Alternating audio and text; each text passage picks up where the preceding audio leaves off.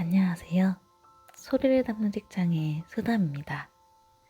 오늘 제가 읽어드릴 책은 동화로 읽는 오페라, 오페라의 유령인데요. 흉측한 얼굴의 개신사가 프리마돈나를 짝사랑해 납치하기에 이르나 그녀의 마음씨에 감동받고 놓아주는 이야기. 지금부터 들려드리겠습니다. 30년 전 호화로운 파리 오페라 극장이 완공된 지 얼마 지나지 않아 극장에 유령이 나타난다는 소문이 나돌았다.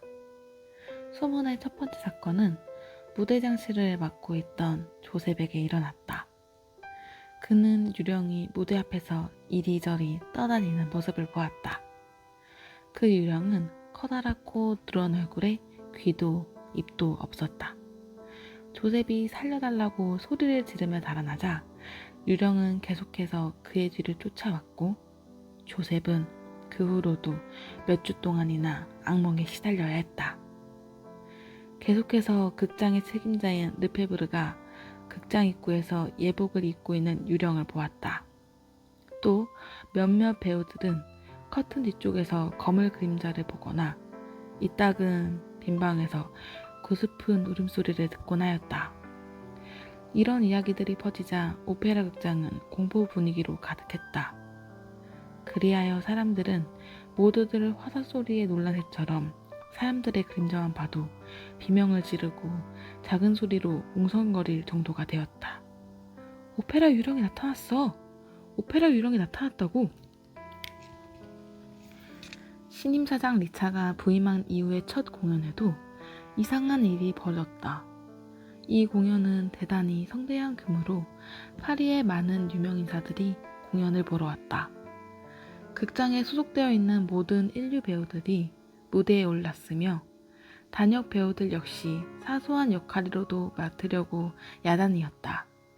하지만 이 공연에서 여러 프리마돈나를 제치고 이름이 날린 사람은 크리스틴이라는 한 소녀였다.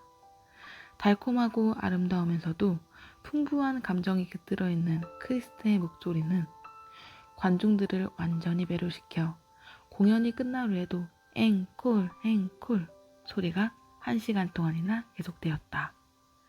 원래 크리스틴은 주인공에게 차를 따라주는 등의 하찮은 배역만을 맡아온 단역 배우로 그녀의 존재를 기억하는 사람은 아무도 없었다. 따라서 그날 밤 크리스틴의 화려한 등장은 실로 놀라운 일이었다. 더욱 이상한 것은 본래 예정되어 있던 여주인공인 칼로타가 공연 2시간 전에 갑자기 병이 났고 여주인공의 대사를 모조리 외우고 있는 사람은 크리스틴 뿐이었다는 사실이다. 규모가 큰 공연에 무명 배우를 주인공으로 세운다는 것은 정말 큰 모험이었지만 이런 상황에서는 달리 선택의 여지가 없었고 결국 그 선택은 대성공을 거두었다. 앵콜! 앵콜! 관중들은 차례로 일어나면서 박수를 쳤다. 그 중에서 가장 열렬히 박수를 친 사람은 2층 특별석에 앉아있던 라울 공작이었다. 그의 얼굴은 붉게 물들었고 가슴은 감격으로 벅차올랐다. 왜냐하면 천사와 같은 목소리로 무대에서 노래를 불렀던 여주인공 크리스틴은 그의 어린 시절 소꿉친구였기 때문이다. 크리스틴이 공연한 2주일 동안 라울 공작은 매일 그녀를 찾아가서 갈채를 보냈다.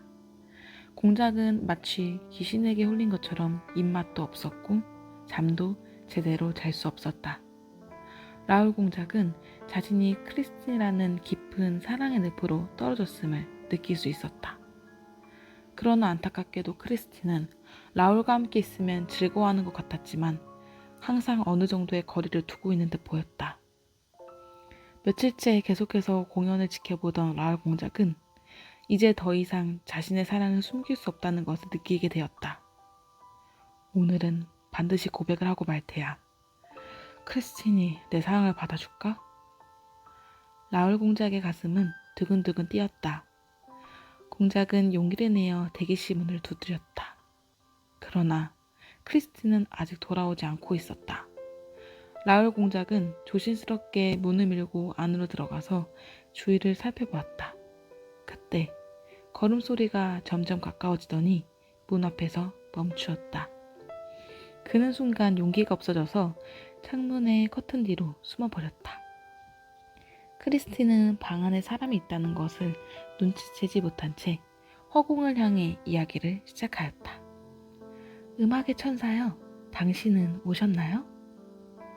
그러자 한 줄기 은은한 노랫소리가 텅 빈 방 안에 울리기 시작하였다. 이곳에 정말 유령이 있는 걸까? 라울 공작은 자신의 귀를 의심하지 않을 수 없었다. 크리스티는 그 노랫소리를 따라 부르기 시작했다.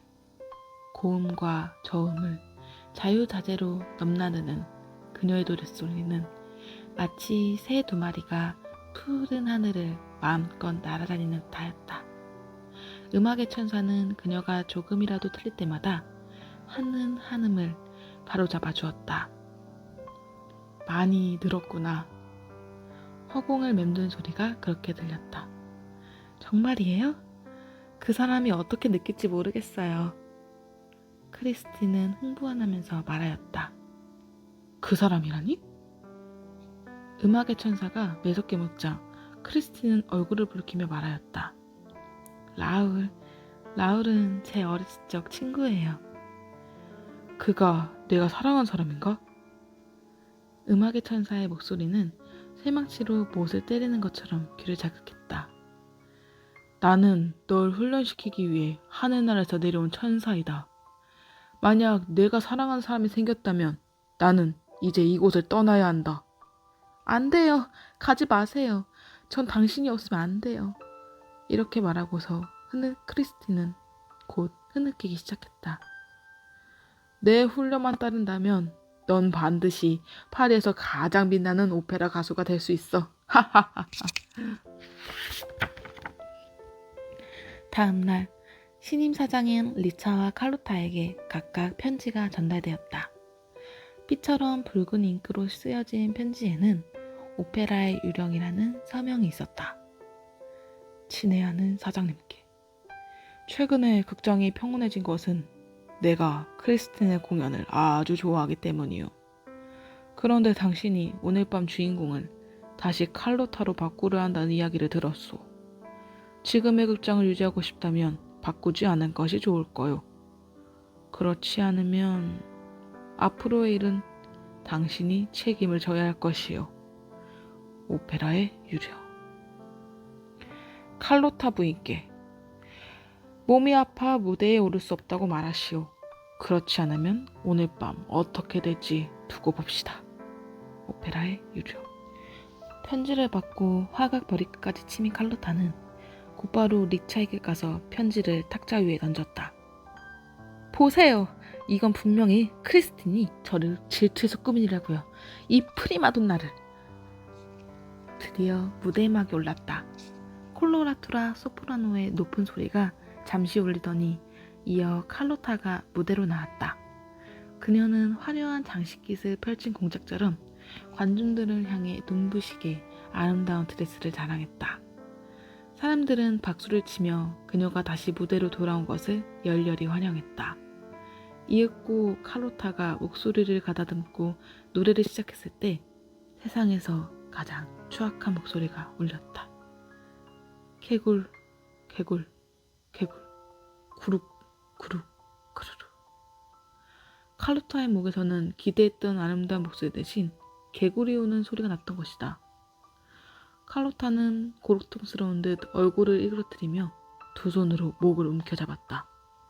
관중들은 자신의 눈을 믿을 수가 없었다. 갑자기 개구리 한 마리가 칼로타 입에서 튀어나온 것이었다. 리차는 온몸에서 식은땀이 흘러내렸고 극장 안은 공포스러운 기운으로 가득했다. 순간 리차는 오페라 유령이 이곳에 있다는 것을 느낄 수가 있었다. 그때 리차의 등 뒤에서 다급한 목소리가 들려왔다. 저길 봐! 칼로타의 목소리 때문에 조명등까지 흔들리고 있어! 그러나 리차가 돌아볼 틈도 없이 우르르 무언가가 무너지는 소리가 나더니 극장 안은 온통 암흑의 세계로 빠져들었다. 사람들의 아우성치며 울부짖는 소리, 허둥대는 발걸음 소리가 한데 뒤섞인 채 화려한 파리의 오페라 극장은 순식간에 아수라장이 되어버렸다.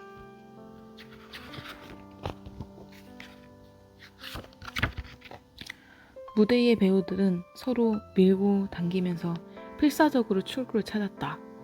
사람들 틈에 끼인 크리스티는 답답해서 숨도 쉬지 못할 지경이었다. 그때 갑자기 차갑고 딱딱한 무언가가 그녀의 허리를 감쌌다. 그녀는 외마디 비명을 지르며 정신을 잃었다. 크리스틴이 눈을 떴을 때 그녀는 장미꽃이 가득 놓여있는 방에 누워있었다. 여기가 어디지? 하늘나라인가? 그녀는 어리둥절하여 침대에서 일어나 사방을 둘러보았다. 그때 문득 문 밖에서 익숙한 노랫소리가 들려왔다. 이건 음악의 천사 목소리인데? 그녀는 문을 열고 소리가 나는 쪽으로 갔다. 그곳에는 가면을 쓴 누군가가 피아노를 치며 노래를 부르고 있었다.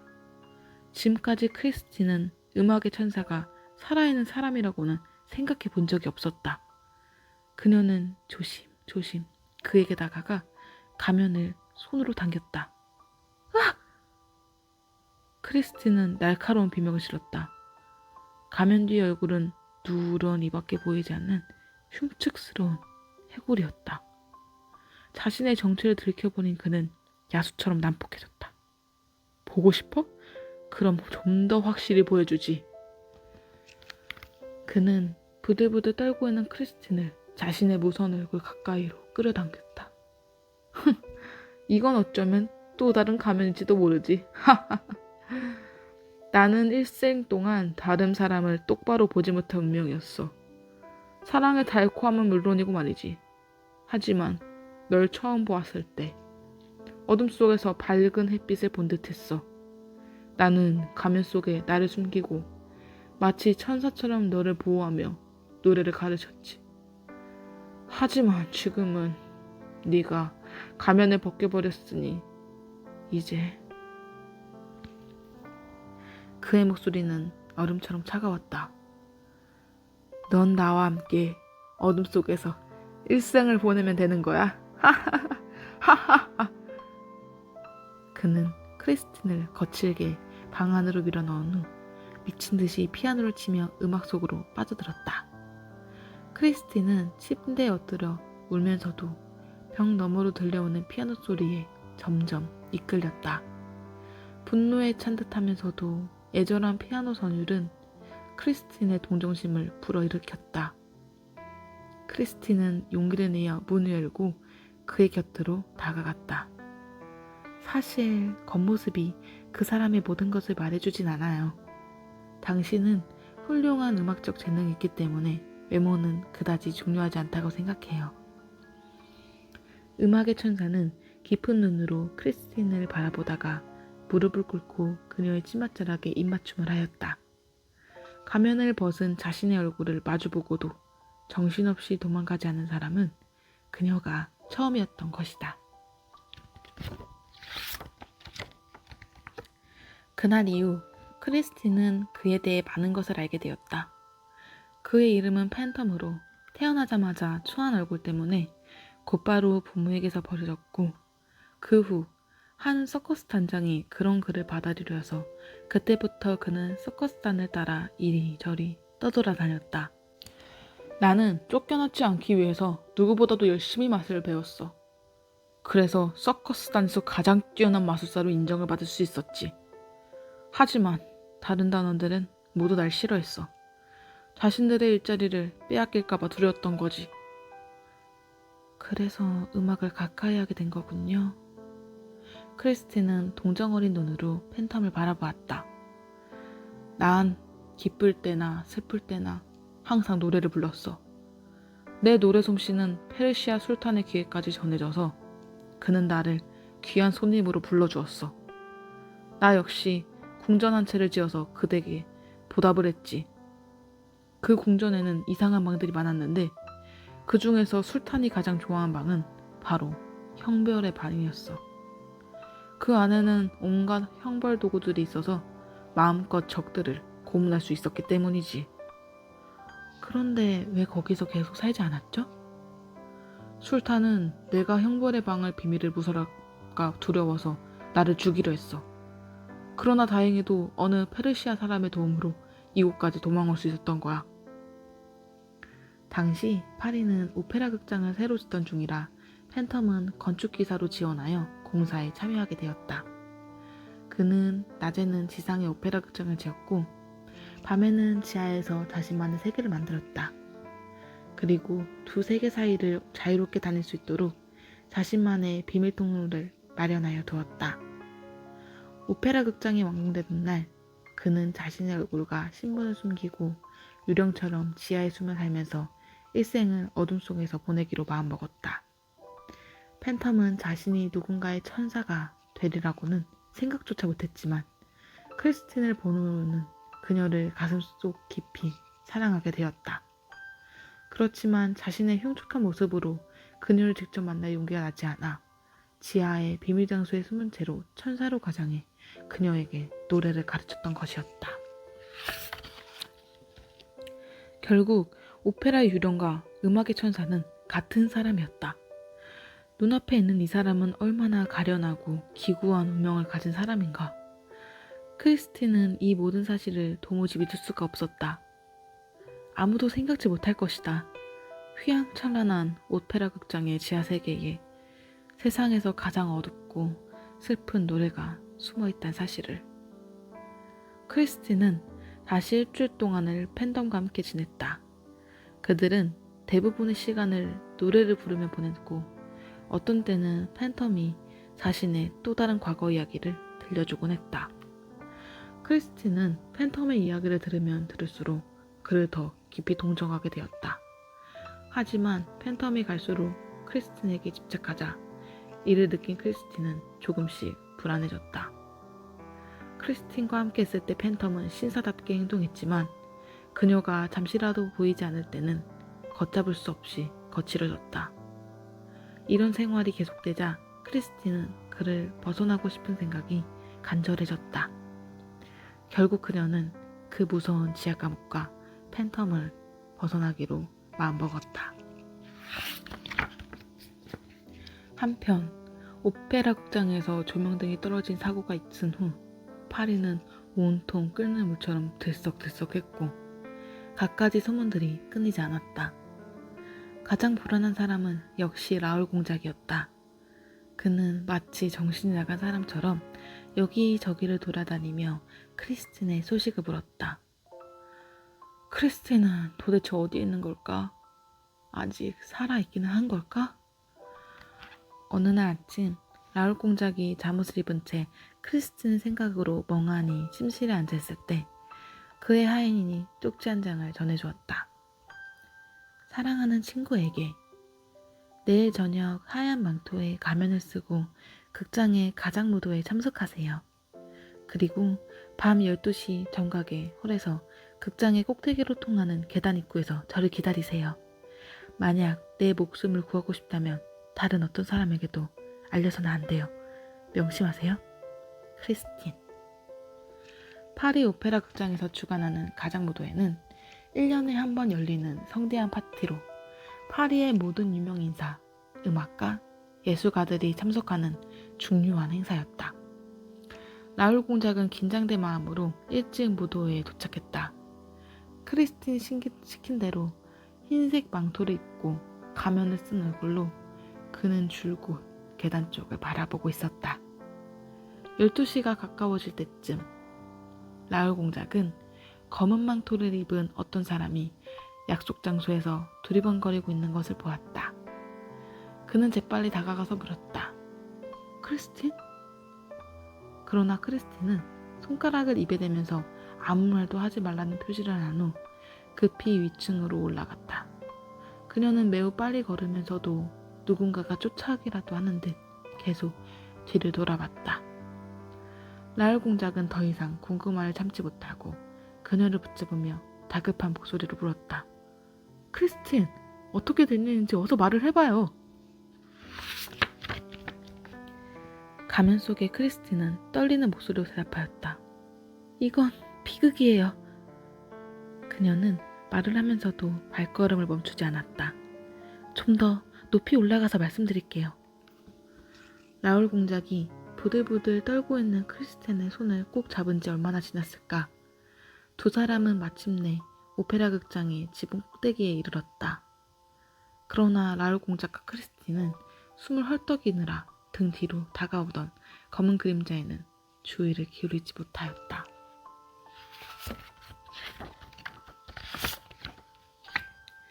그들이 지붕에서 왔다 갔다 하는 동안에도 검은 그림자는 계속해서 그들 뒤를 따라다녔다. 두 사람은 아폴로 조각상 아래에 있었다. 크리스틴은 가면을 벗자마자 울음을 터뜨렸다. 라울, 지금 저를 구할 수 있는 사람은 당신뿐이에요. 이제 더 이상 참을 수가 없어요. 라울 공작은 크리스틴의 손을 꼭 쥐었다. 나는 당신을 위한 일이라면 내 목숨도 아끼지 않을 것이요. 어서 말해보시오. 도대체 어떻게 된 일이요?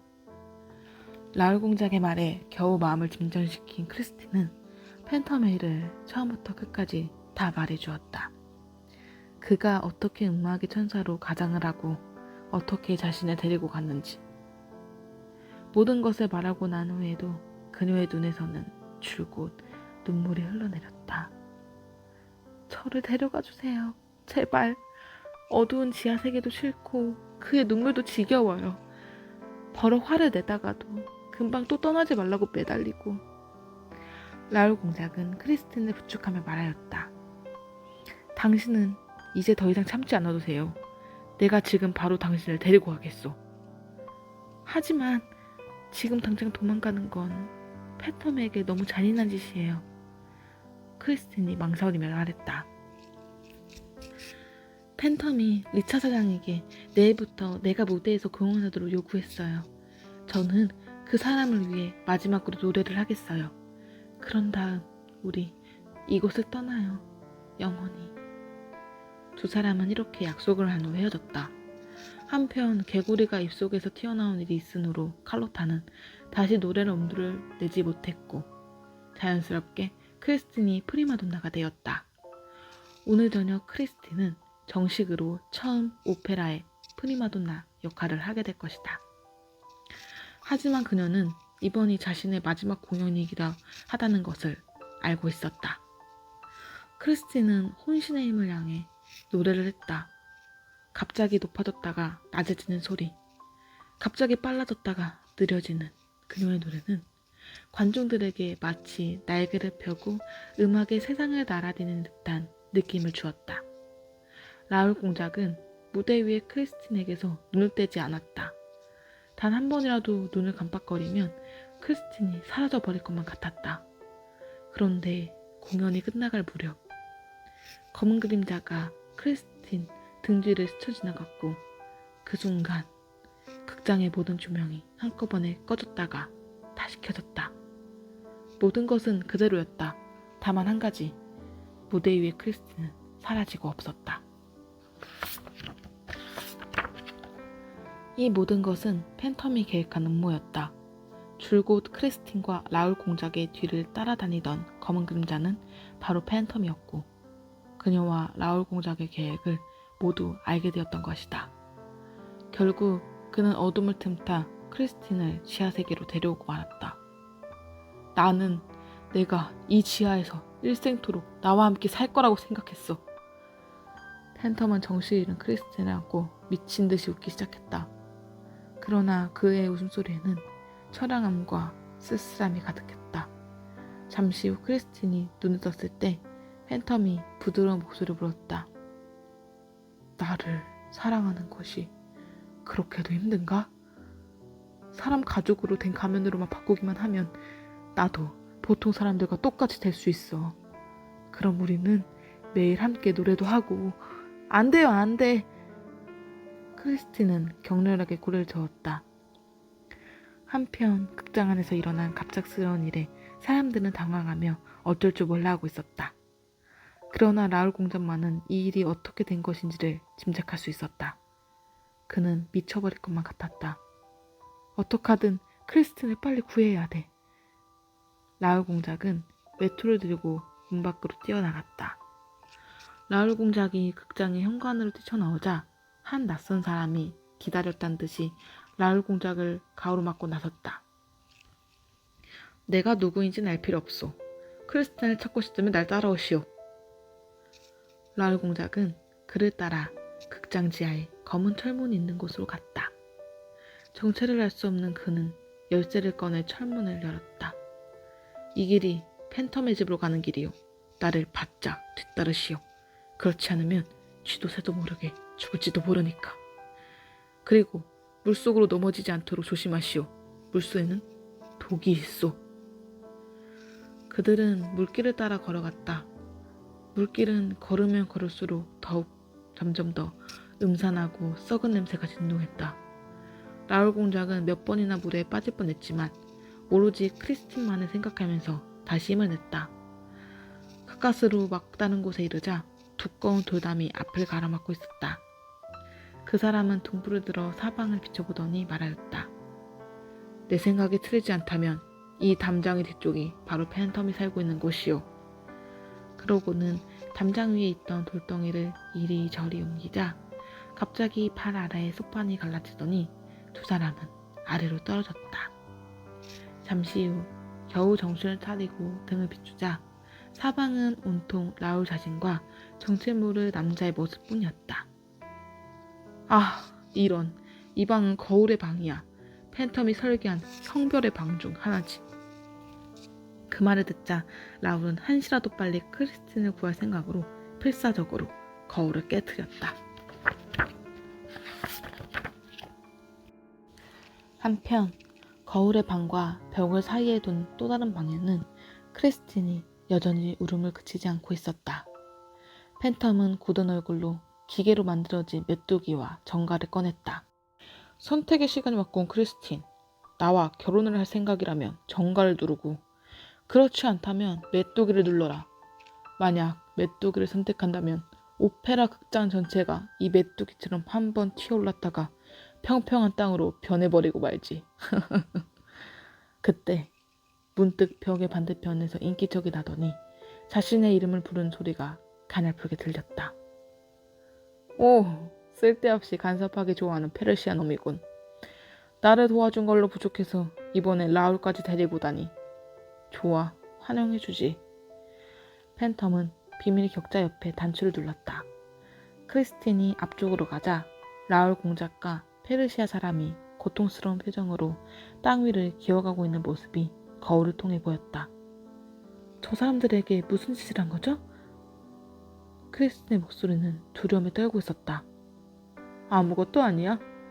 구운 우루의 맛이 어떤지 한번 보여주려는 것뿐이니까. 안 돼요.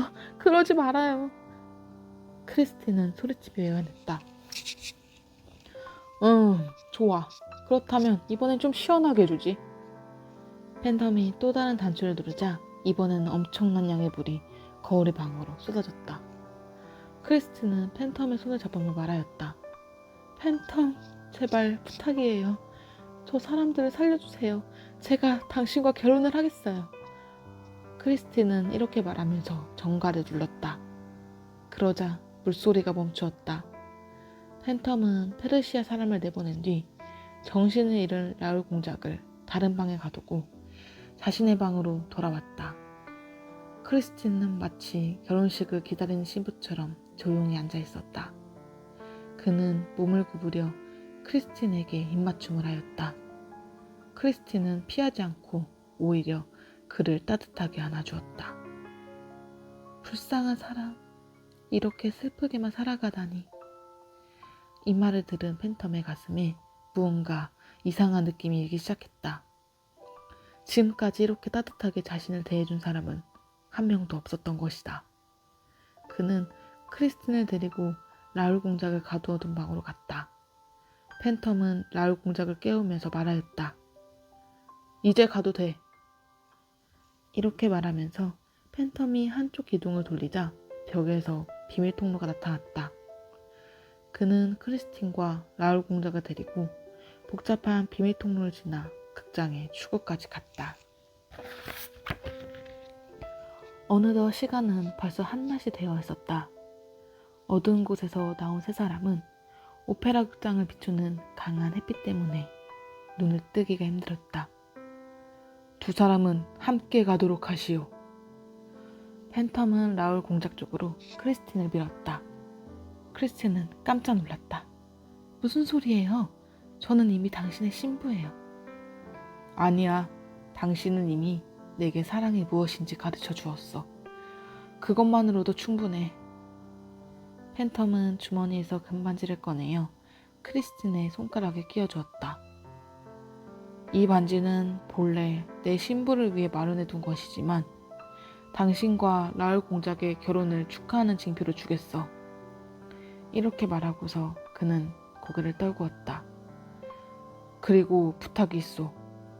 내가 죽은 다음엔 나와 이 반지를 함께 묻어주길 바라오. 또한 어느 누구에게도 나에 관한 얘기를 하지 말아주오.